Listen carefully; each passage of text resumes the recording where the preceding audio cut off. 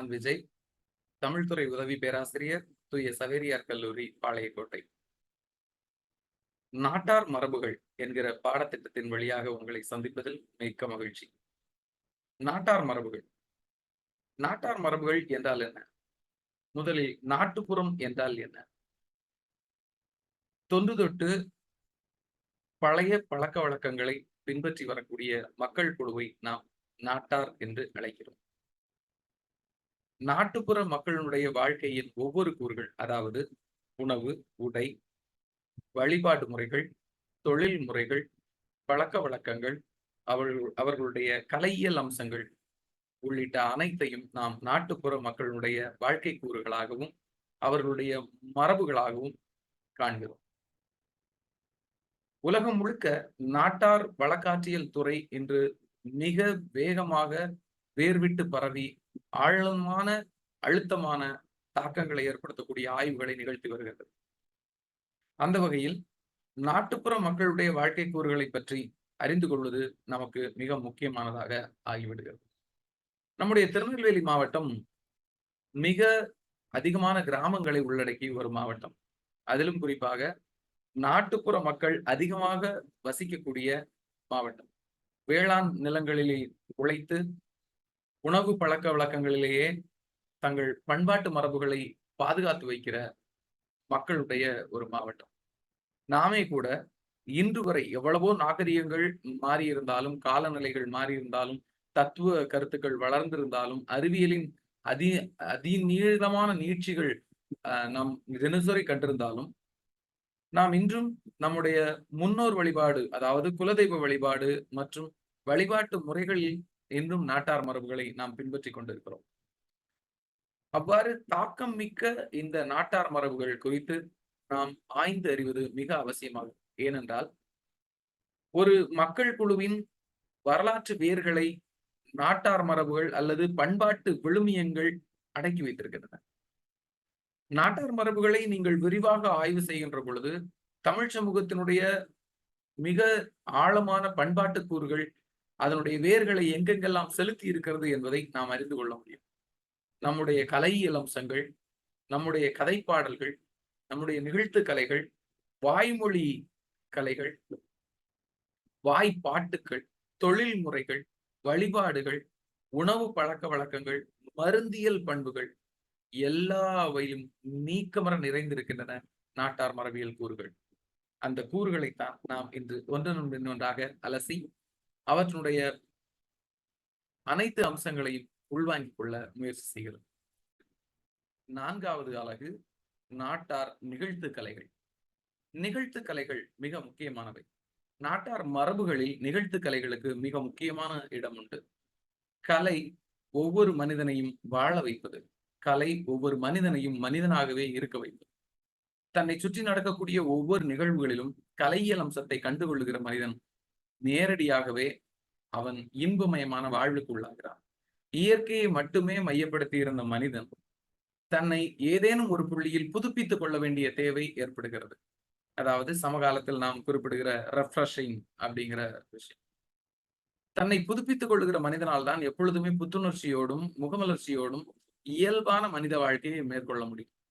இயற்கையோடு இயைந்த வாழ்க்கையை நாம் வாழ்ந்த காலம் தொட்டு நவநாகரிக காலம் வரையில் இந்த இயற்கையோடுடனான நம்முடைய வாழ்வை புதுப்பித்துக் கொள்வதற்கு இயற்கையுடனான இயைந்த வாழ்வில் நாம் மேற்கொண்ட நாட்டார் மரபுகள் மிக அரிதினும் அரிதாக உதவி இருக்கின்றனை நாம் பார்க்க முடிகிறது. அதனைத் தொடர்ந்து நாட்டார் மரபுகள் எந்தெந்த வகையிலெல்லாம் நமக்கு பயன்பட்டு இருக்கின்றன என்பதை காணும். நாட்டுப்புற கலைகள்ல கலை மரபுகள் மிக முக்கியமானவை.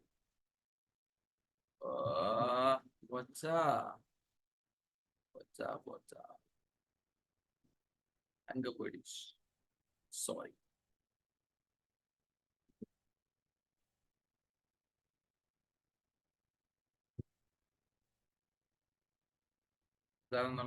Right, okay.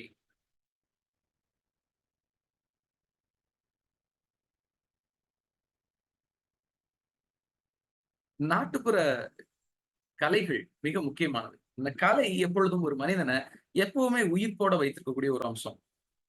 தன்னை சுற்றி நடக்குகிற வாழ்க்கை முறைகள் அனைத்திலும் அவை எந்த துன்பம் தரக்கூடிய நிகழ்வுகளாக இருந்தாலும் சரி, அல்லது இன்பமயமான நிகழ்வுகளாக இருந்தாலும் சரி, இயல்பான வாழ்க்கை போக்குகள் அனைத்திலும் தன்னை சுற்றி இருக்கிற இயற்கையிலும், தன்னை சுற்றி நடக்கிற வாழ்வியல் நிகழ்வுகளிலும் கூட மனிதன் கலை அம்சத்தை பொருத்தி பார்த்திருக்கிறான். அதுவும் குறிப்பாக தமிழர்கள் மிக நேர்த்தியான கலையியல் அம்சத்தை உள்ளடக்கியவர்கள். இயற்கையோடு இயைந்த இயற்கை வாழ்வை மேற்கொண்ட ஆதிகால தமிழர் முதல் நாகரிக உலகில் இன்றைய காலம் வாழ்கிற நாகரிக தமிழன் வரையில் அனைவருமே கலையின் அம்சங்களுக்கு தங்களை ஈடுபடுத்திக் கொண்டவர்கள் தான். தம்மை சுற்றி நடக்கிற ஒவ்வொரு விஷயங்களிலும் கலையியல் அம்சத்தை கண்டுகொள்ளுகிற ஒரு மனிதனால் தன்னை எப்பொழுதுமே புத்துணர்ச்சியோடும் புத்தாக்கத்தோடும் வைத்துக் கொள்ள முடியும். கவிதை படிக்கக்கூடிய நண்பர்களாக இருந்தாலும் சரி, அல்லது கவிதை எழுதக்கூடியவர்கள், ஓவியம் வரையக்கூடியவர்கள், அல்லது ஓவியத்தை ரசிக்கக்கூடியவர்கள், இசைக்கக்கூடியவர்கள், அல்லது இசையை நன்கு கேட்கக்கூடிய ரசிகர்கள், திரையில் நடிக்கக்கூடியவர்கள், அல்லது நல்ல நடிகர்கள் பார்க்கக்கூடியவர்கள். எல்லா அம்சங்களிலும் ஒன்று நாம் கலையின் நுட்பத்தை உணர்கிறவர்களாக இருக்கிறோம், அல்லது உணர்ந்து அந்த கலை நுட்பத்தை வெளிப்படுத்துகிறவர்களாக இருக்கிறோம். ஆக கலை மரபு என்பது தமிழர்கள் ஒவ்வொருவரின் மத்தியிலும், குறிப்பாக மனிதகுலம் அத்தனைக்கும் பொதுவான ஒன்றாகத்தான் இருந்து வருகிறது. அந்த நாட்டார் மரபுகளில் கலை எந்த விதமான இடம் பெறுகிறது? கலை நாட்டுப்புற மக்களிடையேயும் கலை அதிகப்படியாக இருந்திருக்கிறது. குறிப்பாக சொல்ல போனால் கலையின் தோற்றுவாய் என்ன என்று கேட்டா, நான் வானமாமலை அவர்கள் சொல்வார்கள், போல செய்தல் என்பதுதான் கலையின் தோற்றுவாய் அப்படின்பார். பேராசிரியர் நான் வானமாமலை குறிப்பிடுவது போலவே போல செய்வது என்பதுதான் கலையின் அடிப்படை என்றால், இங்கே அனைத்து உயிர்களும் ஒருவரை போல ஒருவர் செய்து கொண்டுதான் இருக்கிறோம். ஒருவரை போல ஒருவர் செய்து அவற்றை தொடர்ந்து செய்து கொண்டு வரும் பொழுது அந்த முறைகள் அத்தனையும் பழக்கமாகி விடுகிறன. பழக்கங்கள் அத்தனையும் வெகு காலத்துக்கு பின்பற்றப்பட்டு வந்தால் அந்த பழக்கங்கள் மரபுகளாகி போகின்றன. மரபுகள் ஒவ்வொரு காலத்திலும் பழக்கப்படுத்தப்பட்ட பல நிகழ்வுகளின் தொகுதிகள் என்பது நமக்கு இங்கே புரிய வரும். சரி, அந்த மரபுகளை பற்றி தமிழ் இலக்கியம் ஏதேனும் சொல்லாமல் கடந்திருக்குமா? அந்த தமிழ் இலக்கியம் மரபுகளை பற்றி என்னென்ன விதமாக எல்லாம் சொல்லி இருக்கிறது என்பதை நாம் பார்ப்போம்.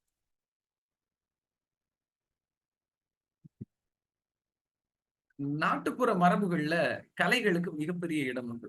அந்த கலைகள் என்னென்ன விதமான மரபியல் வெளிப்பாடுகளை வச்சிருக்கு அப்படிங்கிறத நம்ம பார்க்கலாம்.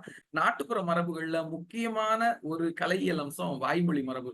நீங்க இன்னுமே கிராமப்புறங்களுக்குள்ள போனீங்கன்னா, ஒரு சாதாரணமா ஒரு பாட்டிக்கிட்டயோ அல்லது ஒரு பெரியவர்கிட்டயோ பேசும் பொழுது, அவங்க பலவிதமான சொலவடைகளை பயன்படுத்துவாங்க. அதாவது வித்தியாசமான பல புழங்கு சொற்களை பயன்படுத்துவாங்க.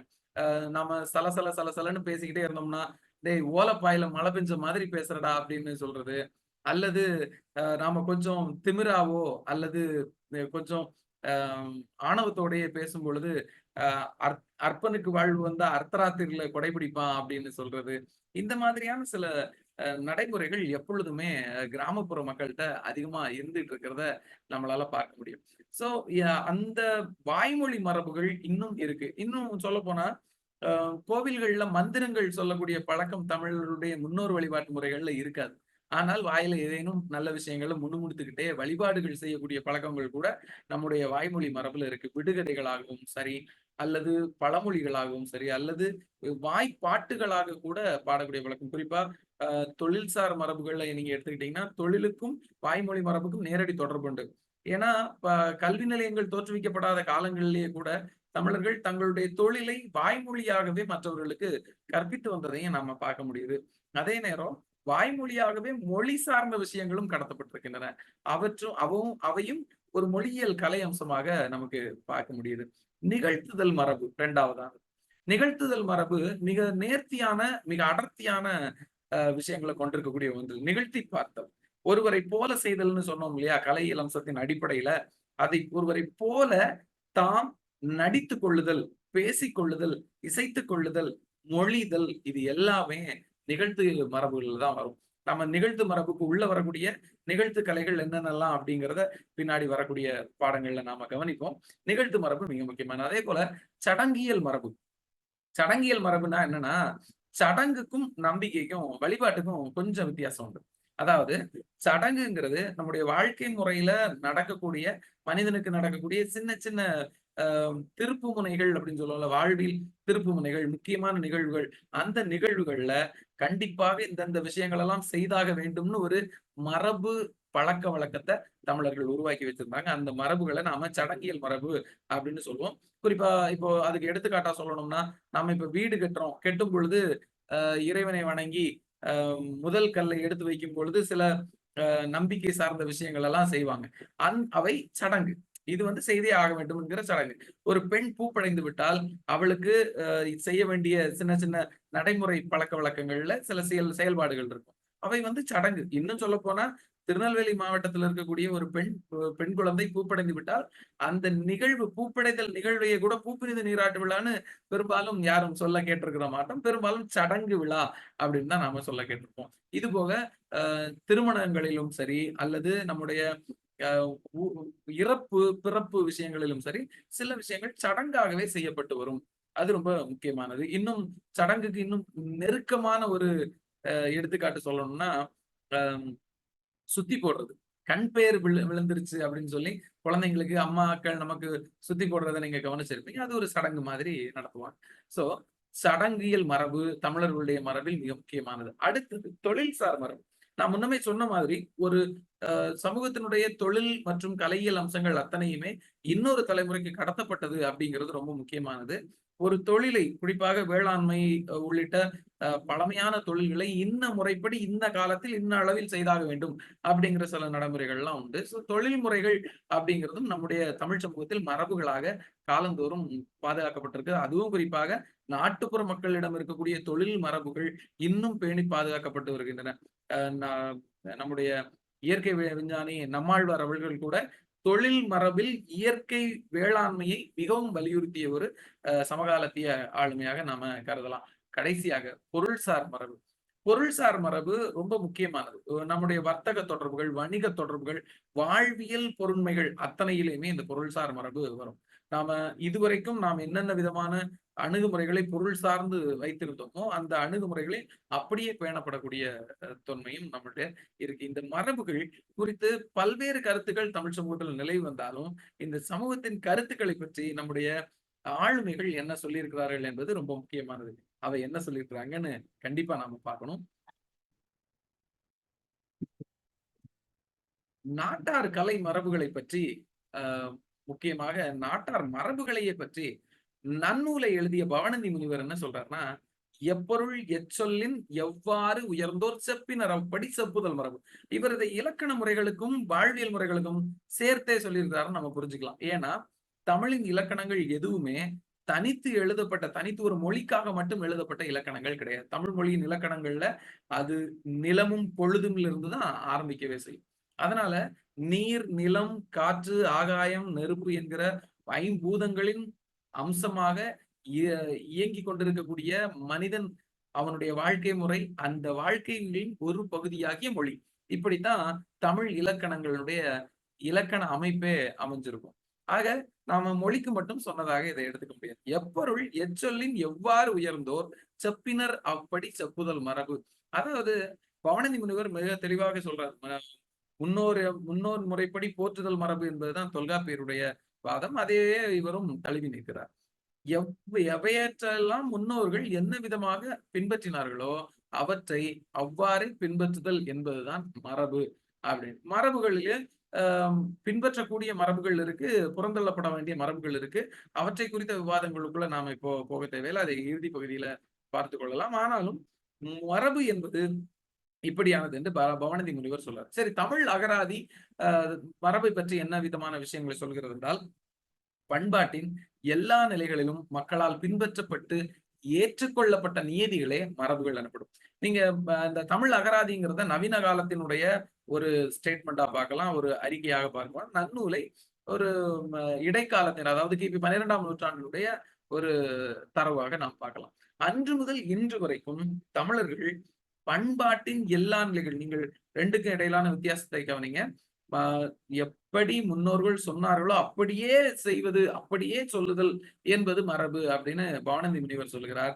ஆனால் நாகரிக காலத்தில், குறிப்பாக அறிவியல் யுகத்தில் பண்பாட்டின் எல்லா நிலைகளிலும் மக்களால் பின்பற்றப்பட்டு ஏற்றுக்கொள்ளப்பட்ட, அது ரொம்ப முக்கியமானது. ஏற்றுக்கொள்ளப்பட்ட நீதியே மரபு.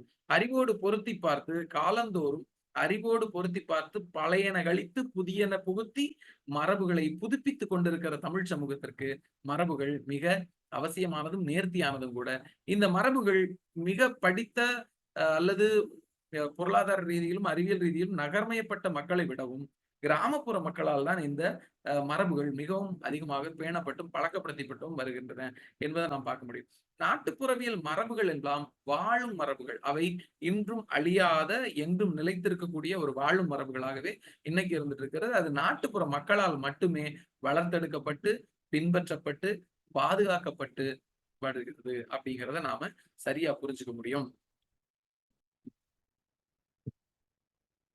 இந்த நிகழ்த்து கலைகள் ரொம்ப முக்கியமானது. நாம ஏற்கனவே மரபுகள்ல கலைகளுக்கான மரபுகள் ரொம்ப முக்கியமானதுன்னு சொல்லியிருந்தோம். அந்த நிகழ்த்து வகைகளை நாம கவனிக்கலாம்.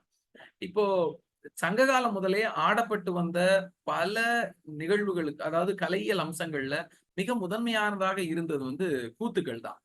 கூத்து தான் ஆரம்பத்துல இருந்து இன்று வரைக்கும் கொஞ்சம் கொஞ்சம் கலையியல் அம்சங்களுடைய வளர்ச்சியும் கலப்புமாக கொஞ்சம் நீண்டு வந்திருக்கிறத நாம பார்க்க முடியும். இதுல வேத்தியல் கூத்து, அதாவது வேந்தனால் ஆடப்படுவது அல்லது வேந்தனை முன்பு ஆடப்படுவது என்கிற கூத்து இருக்குது. அல்லது வேந்தனை போல நடித்து காட்டக்கூடிய கூத்து என்றும் இதற்கு பொருள் தருகிறார்கள். இந்த வேத்தியல் கூத்து ஒன்று. அடுத்ததாக பொதுவியல் கூத்து. இது மன்றங்கள்லையும் பொது மேடைகளிலும் தெருவிலும் வீதிகளிலும் நிகழ்த்தப்படக்கூடிய கூத்து.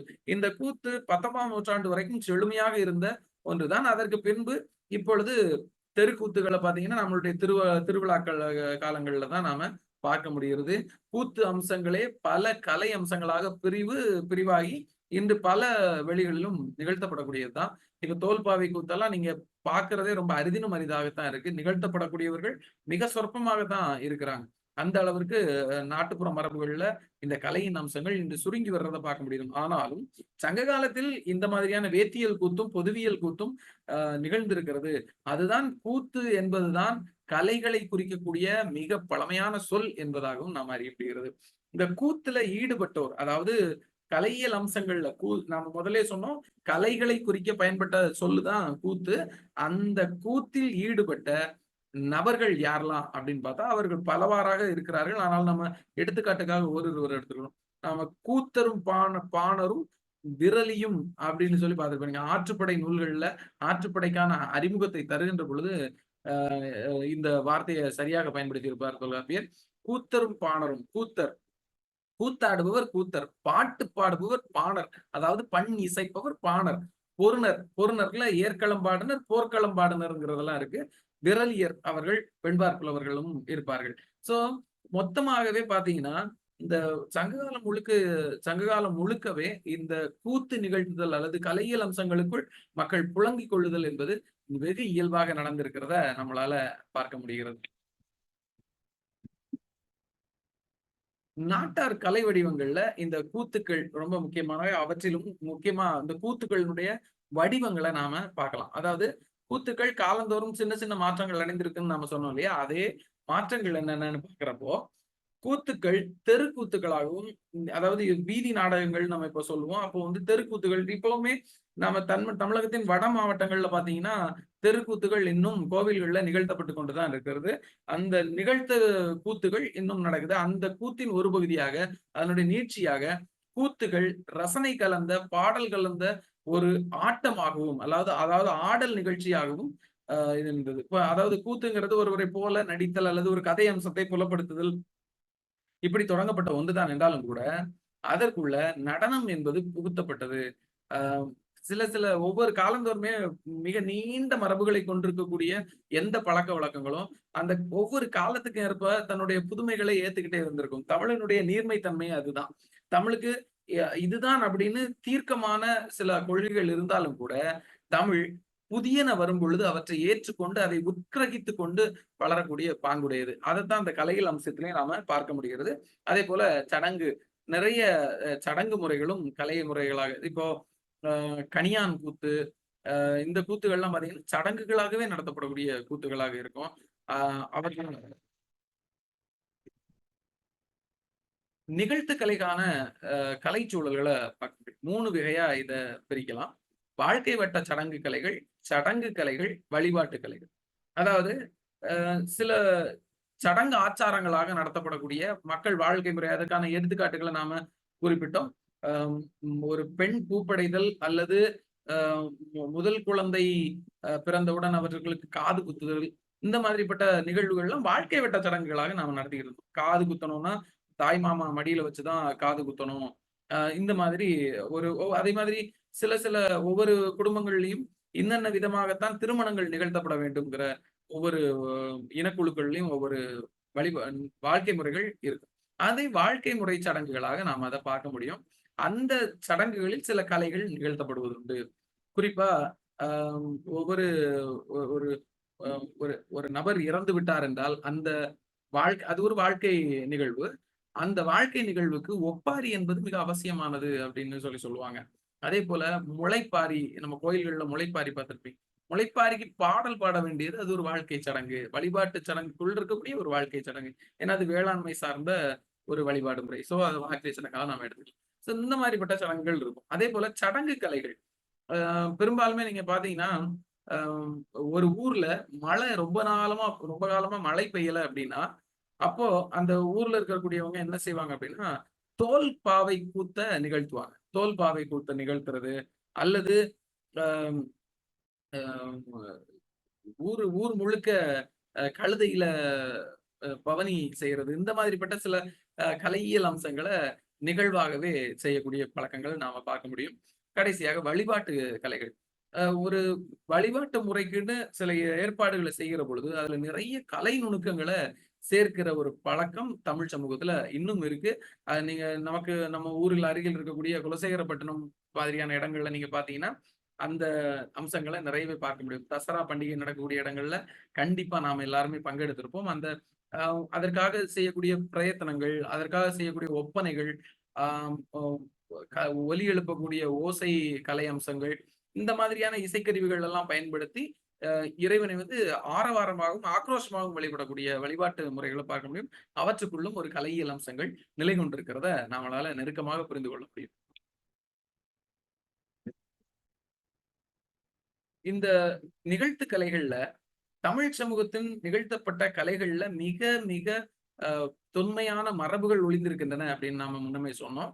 அந்த தமிழ் சமூகத்தில் நிறைவேற்றப்பட்ட இந்த கலைகள்ல, இறைவனால் அல்லது தெய்வங்களால் நிகழ்த்தப்பட்ட கலைகள் அப்படின்னு சில கலைகள் இருக்கு.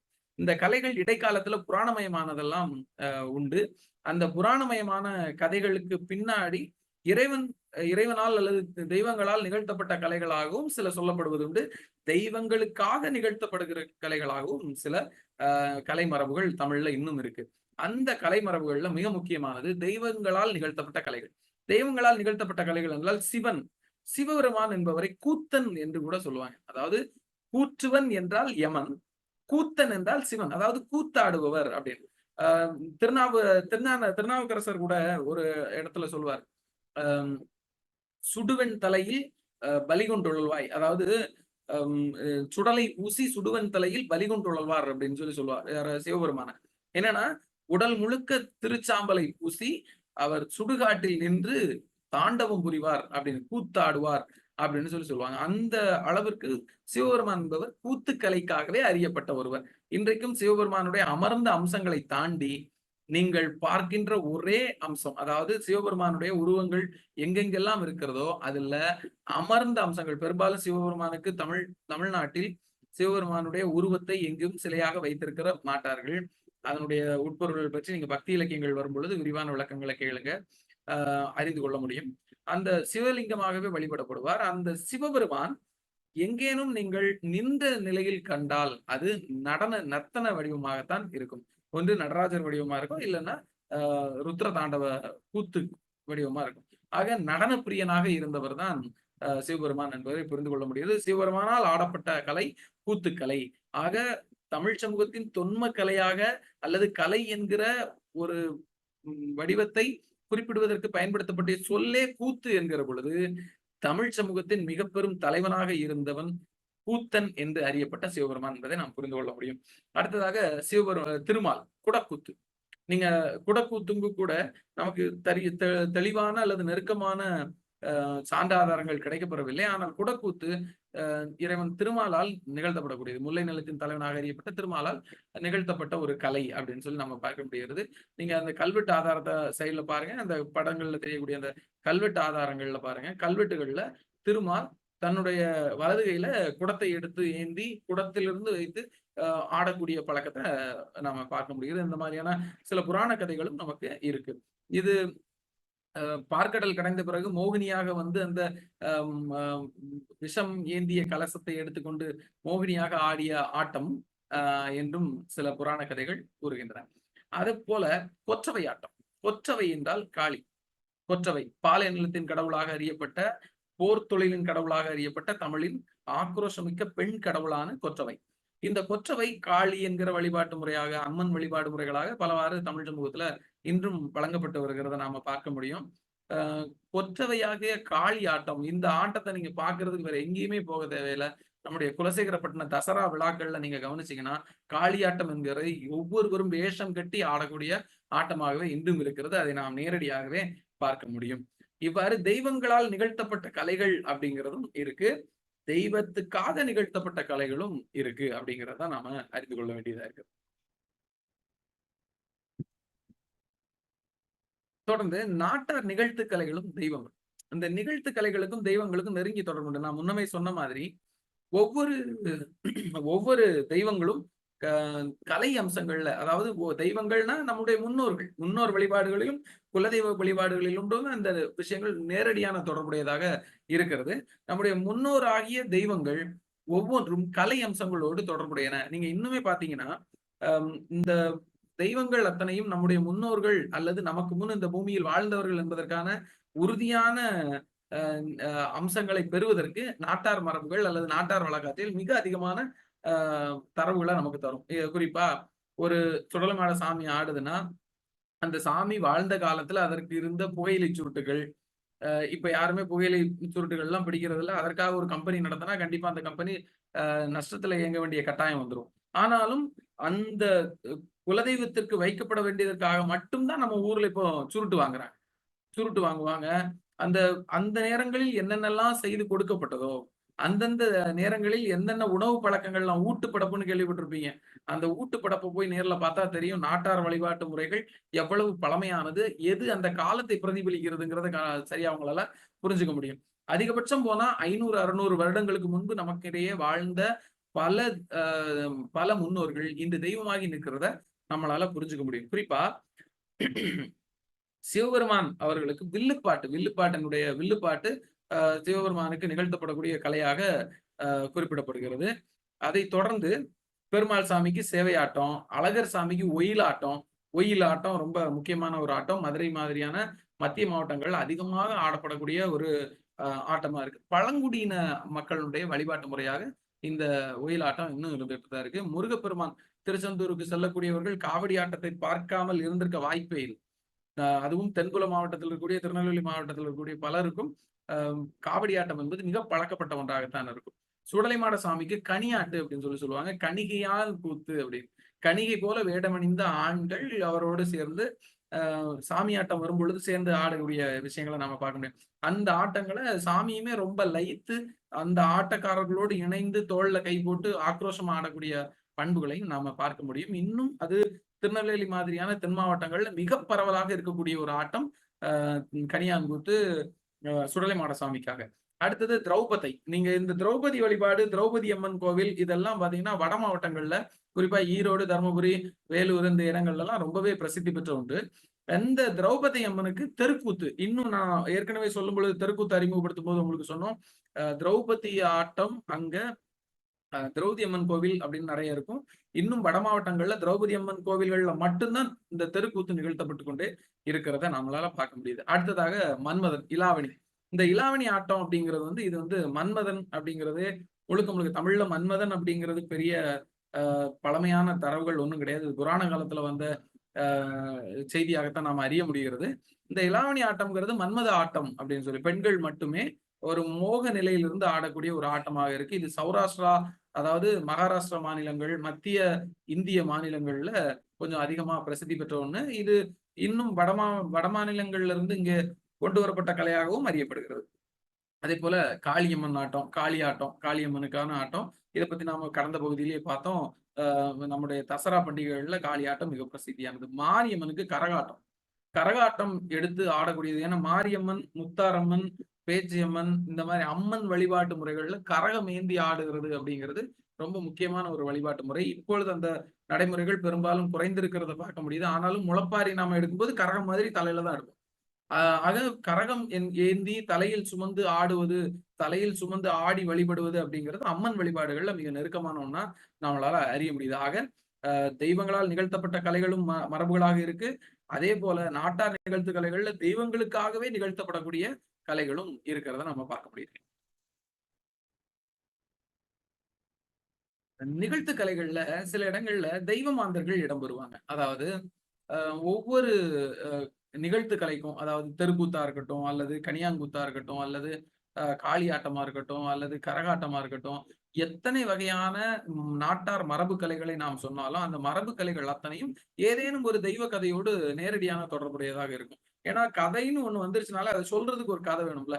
அந்த மாதிரியான கதைகள் எதெல்லாம் இருந்திருக்கு. அதாவது தொன்று தொட்டே நமக்கு என்னன்னா, பழைய காலங்கள் அதாவது குறிப்பா இந்த ம அ சங்கம் மருவிய காலங்கள்ல இருந்த பக்தி இலக்கிய காலங்கள்லலாம் நடந்த அதாவது குறிப்பா கிபி 9ஆம் நூற்றாண்டுக்கு பிறகு 16ஆம் நூற்றாண்டு வரைக்கும் அ ரொம்ப அடர்த்தியான பக்தி மரபுகள் அல்லது புராண கதைகள் அதிகமாக எழுதப்பட்ட வரலாறு தமிழ் அ இலக்கிய வரலாறு. அந்த தன்மையிலிருந்து நாம இத பார்க்கிற பொழுது, மகாபாரத கதைகளும், ராமாயண கதைகளும் தொன்று தொட்டே இந்த எல்லா கலை வடிவங்கள்லயும் இடம்பெற்றிருக்கிறத நம்மளால பார்க்க முடியுது. இந்த மகாபாரத கதை அல்லது ராமாயண கதைகள்ல இருக்கக்கூடிய சிறு, குறு கதாபாத்திரங்கள், அதற்கு பின் வரக்கூடிய கதைகள், அதையெல்லாம் கொஞ்சம் கொஞ்சமா பெரியதாக்கி, அந்த கதைகள் எல்லாம் நிகழ்த்தக்கூடிய வ வடிவமாகவும் அது இருந்திருக்கு அப்படிங்கிறத நம்மளால அறிய முடியுது.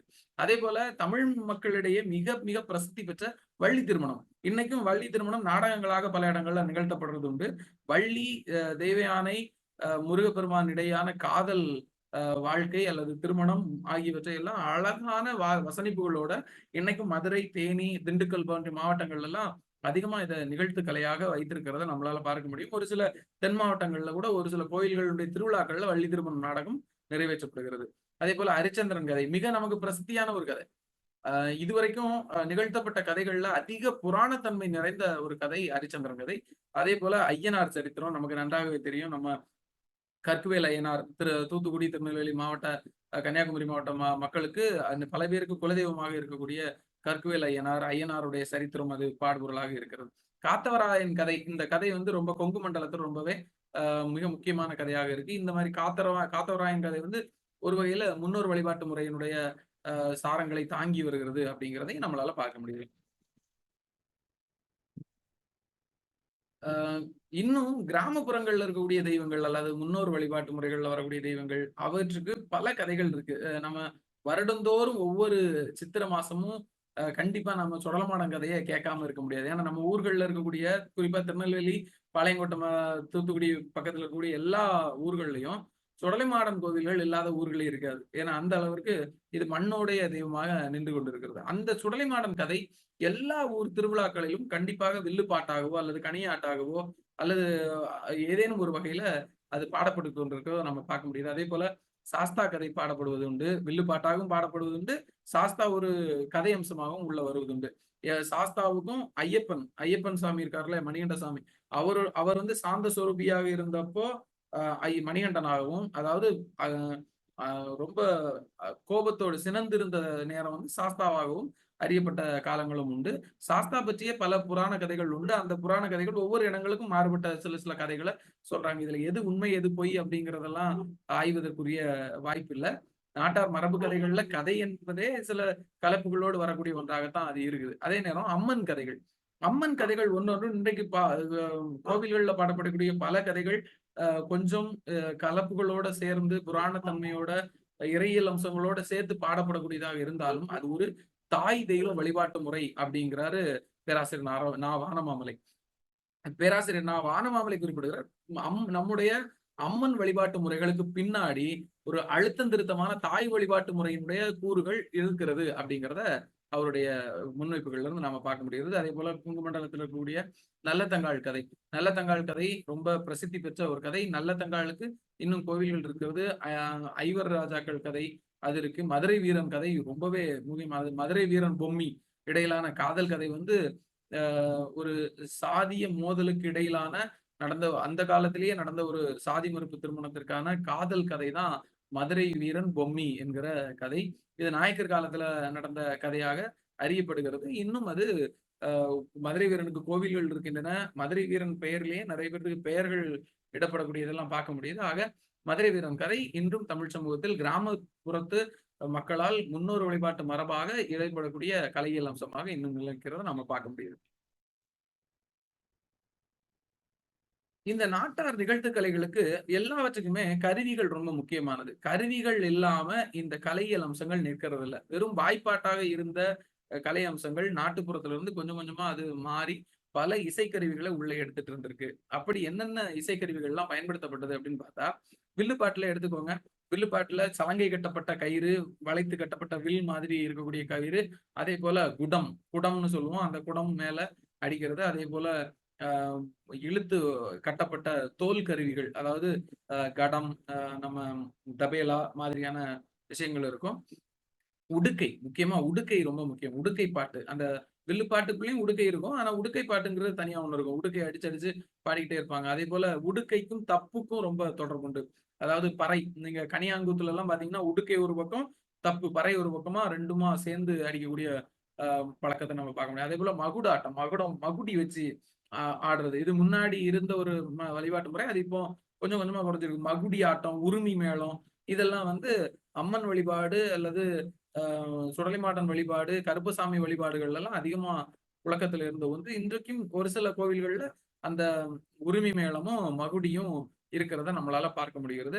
இனி சிலம்பாட்டம். சிலம்பாட்டம்ங்கிற கலை வந்து ஒவ்வொரு இடங்கள்லயும் மக்களை மகிழ்விப்பதற்காக நிகழ்த்தப்படக்கூடிய ஒரு மரபார்ந்த கலை. அந்த மரபு அதுக்கு சிலம்பு இல்லாம முடியாதுங்கிறதையும் நமக்கு நன்றாகவே தெரியும். ஆக கலை இசைக்கருவிகளோ அல்லது கருவிகள் இல்லாமல் அந்த கலைகள் நிகழ்த்தப்படக்கூடிய சூழல் இல்லை அப்படிங்கிறத நம்மளால புரிஞ்சுக்க முடியும்.